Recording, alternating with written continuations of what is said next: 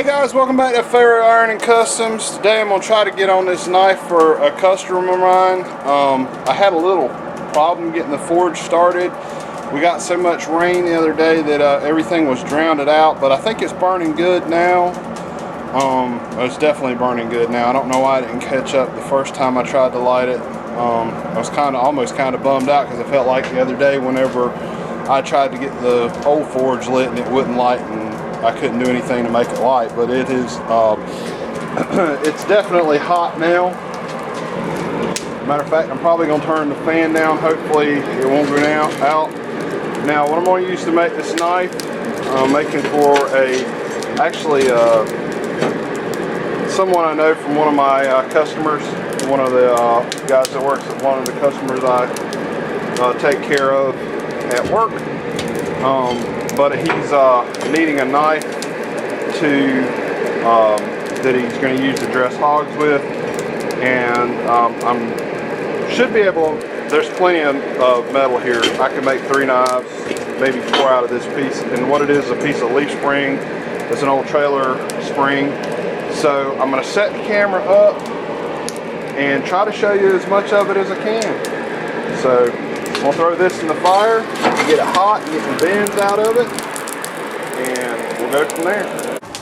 Alright guys, so the first thing we're going to do is draw this out. And by drawing it out, all you're doing is making it longer. It's way too thick, so we need to make it thinner.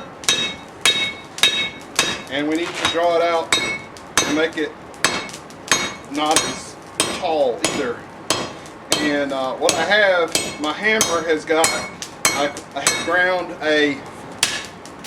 what they call a rounding die in the face of the hammer, which is it's just a round face on the hammer, and that's the way. It still's getting hot. We're gonna go back in the fire, and if you want to draw something out, a piece of steel out, you just you have to have a round surface. You can put it against the edge of the anvil and draw it out, or you can put it over the horn and draw it out. But if you're hitting just flat steel and flattening it out, it's not a very efficient way of drawing the steel out. And that's what we're trying to do, make this piece of leaf spring narrow enough for a knife blade. We're going to try to leave this thing about 3/16 on the spine, because he says he's going to he uses a hammer to split the breastbone on the hog, and that's where he runs into problem breaking knives and stuff. So, and that's just the thing with this knife. I took this on to try to make a knife that will give him good service for what it is that he wants to do. So we'll get it hot and I'll come back. Alright guys, you can start seeing it's been several heats now where I've got it drawn out down here, and it's starting to get narrow down towards the end, starting to get kind of towards the shape that I want. The customer wants it to have a 6-inch blade and a handle that's comfortable in the hand, so I'm going to get it drawn out just a little more. Yeah, I want to draw this area out just a little more, get it a little narrower. You can work the metal, and if you notice, I just dropped it.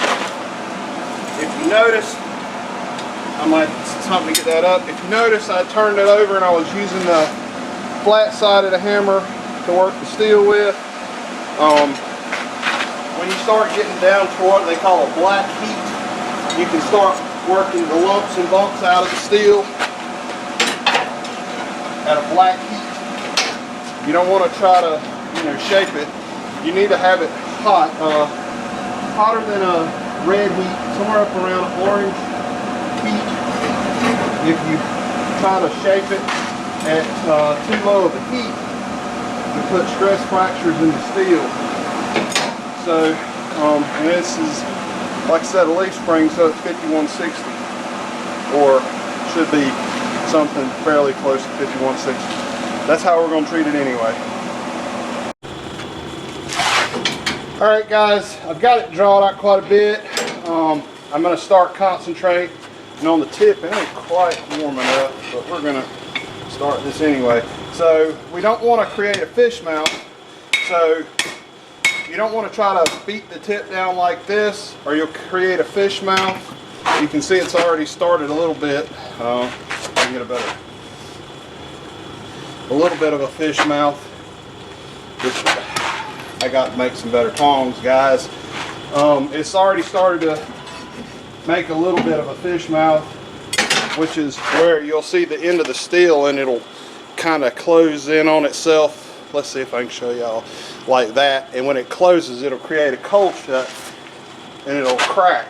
So what we're going to try to do is take the hammer and we'll beat back against the top part and make the and roll the end of the blade backwards so as not to create a cold shut. If you create a fish mouth, you can just plan on grinding it out. You know, I did that the first few knives I made, you know, and it really takes experience, and it takes not dropping the piece of steel on the ground. So every time you do that, you lose heat. So we'll grab it with this pair of tongs right quick. And like I said, we're just going to try to drive the steel back, consolidate the steel back into a tip, and we're going to go back in the fire. Alright, let me get to work on that and we'll come back. Alright guys, I switched up to the small hammer to get a little more control. As you'll see, I'm trying to consolidate the steel backwards. I need a better grip on it than that. I'm trying to consolidate the point backwards in on itself to create the point, so we'll try to avoid having that fish mouth. And we're starting to get a little bit of a point there. It's kind of round. So that's where I'm working on, just kept creating the tip of the knife. He says he wants a nice point on it. Alright guys, we're definitely getting closer. Got the steel a little hot that time. We're going to try to draw it out just a little more. Draw out the tip. It's fine, it's still a little thick. We want to leave it a little thick because we're going to grind some of it off. I want to try to keep this blade as, try to get it as flat as possible before I start grinding. It really takes a lot of the braces if you have a blade that's not flat. And that's starting to get about the thickness that I want it, which is still a little thick. But like I said, with what's going to happen with this knife, this blade needs to stay. It needs to have some meat on it on the spine. Alright guys, right now I'm just trying to cut the knife off. Kind of got it sort of the shape that I want it to be. The camera died, so I was going to show you. I just put my hot cut right here in the anvil, and I'm going to hot cut this knife off. You can do this with a grinder, you know. But we got the steel hot, so we're just going to cut it with the old hot cut tool.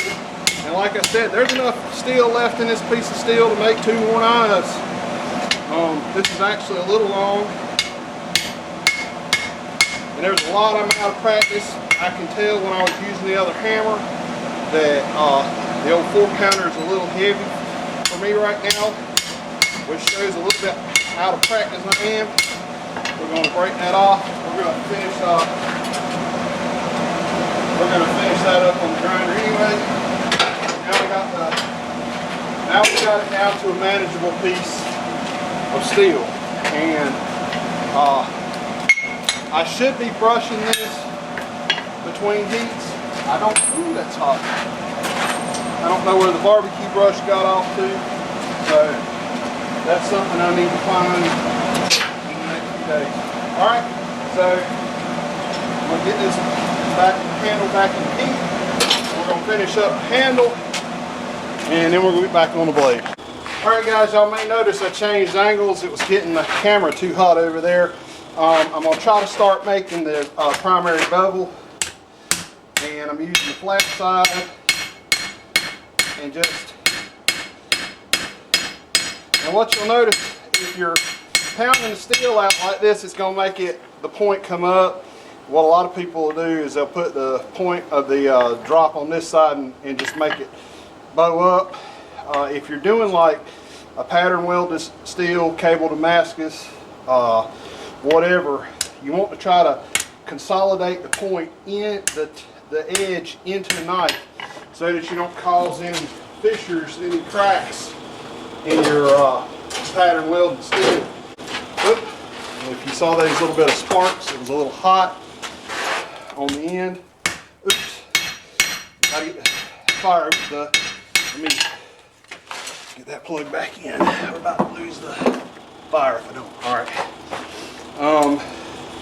It was a sack style on the blade, and it was a Bowie style on the handle. It actually turned out pretty good. I was very tickled with how it turned out. So we don't want to get this too consolidated down. Like I said, I'm leaving some strength in this blade because it's going to be abused. Yeah, it's getting too hot. So we're just going to take and finish doing this primary bevel. Most of the rest of this we're going to finish up on the grinder, and I'm going to try to get it up to a fairly decent grit before like a 400 grit before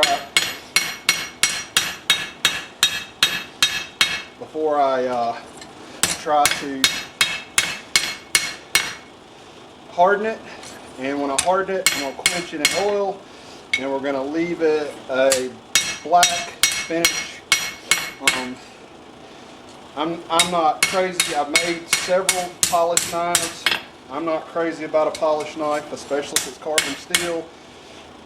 If you quench it in oil and leave it with that oil finish, it'll give you a better, it'll be less corrosion resistance.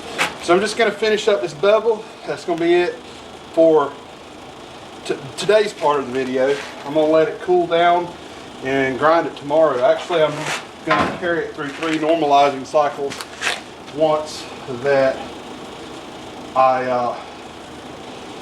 I get this bevel where I want it. I'm going to normalize the blade, which I'll bring up to a critical temperature, and then I will let it cool off to a black heat. And I'll do that 3 times, and that'll help relieve the stress that's being put in the steel by us working it. Anyway, tomorrow I'll come back and we'll grind it.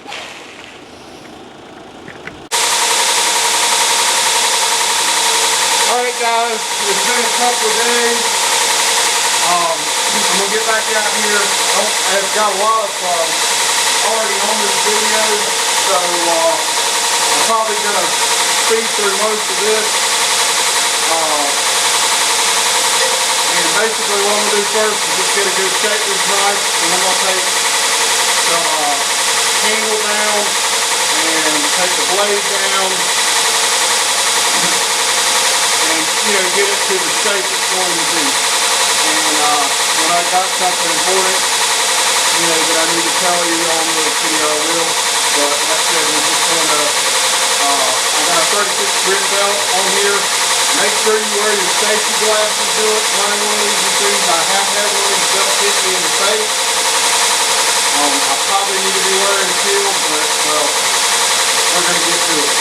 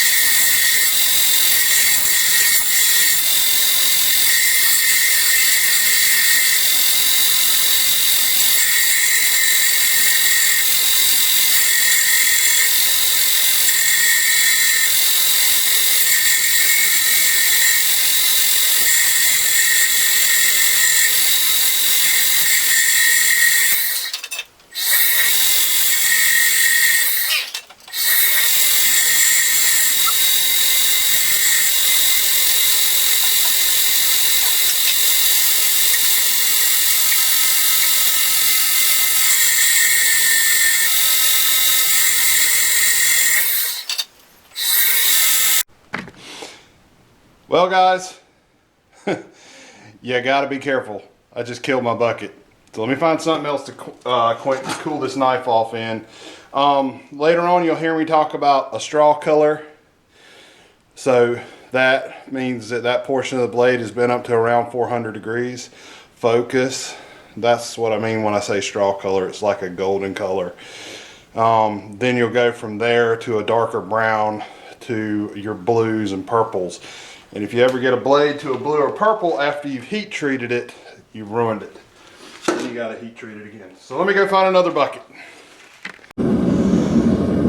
Okay guys, let's see if I can get this in the shot. I got the knife ground. Actually, I only stopped at 32 grit. I think I'm gonna be fine with that once I get the finish on it. I'm gonna leave the bevel rough. I hand ground the bevels. I do have a bevel tool that I made, but I like practicing doing, you know, my bevels by hand.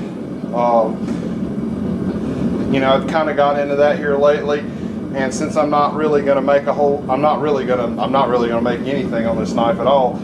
I'm just, you know, doing it as a test piece basically. And if the customer, you know, doesn't like the knife, we'll make him another one. But as you can see, I already got the holes ground in the knife.